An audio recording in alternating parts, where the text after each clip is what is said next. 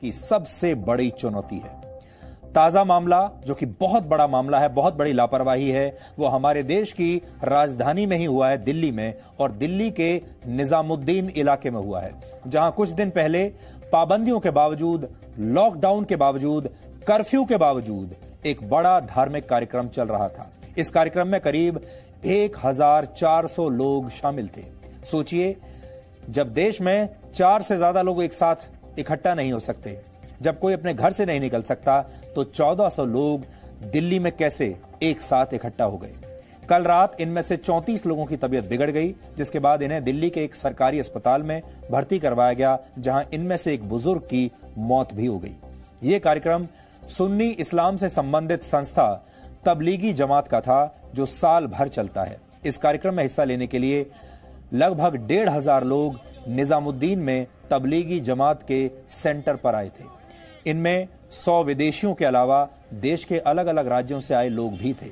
अब इस मामले की जांच विश्व स्वास्थ्य संगठन, दिल्ली सरकार का स्वास्थ्य विभाग और दिल्ली पुलिस मिलकर कर रहे हैं। इस घटना के बाद अब तक 300 लोगों को यहां से निकालकर अलग अलग जगहों पर क्वारंटीन के लिए रखा गया है।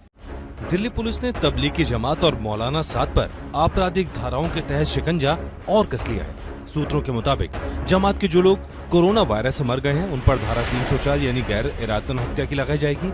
लेकिन जिन लोगों को कोरोना वायरस हुआ लेकिन ठीक हो गए, उन पर धारा 308 लगाई जाएगी। धारा 308 का मतलब है जानबूझकर ऐसा काम करना जिसमें आप जानते हैं कि सामने वाले को चोट या नुकसान पहुंच सकता है, लेकिन नुकसान पहुंचाने की मंशा नहीं है।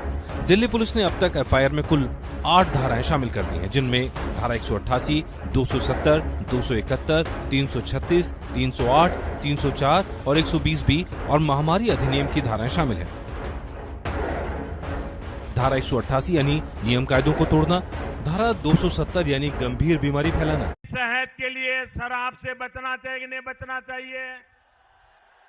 उत्तर प्रदेश की अच्छी सेहत के लिए शराब से बचना चाहिए कि नहीं बचना चाहिए? अच्छे भारत के भविष्य के लिए शराब से बचना चाहिए कि नहीं बचना चाहिए?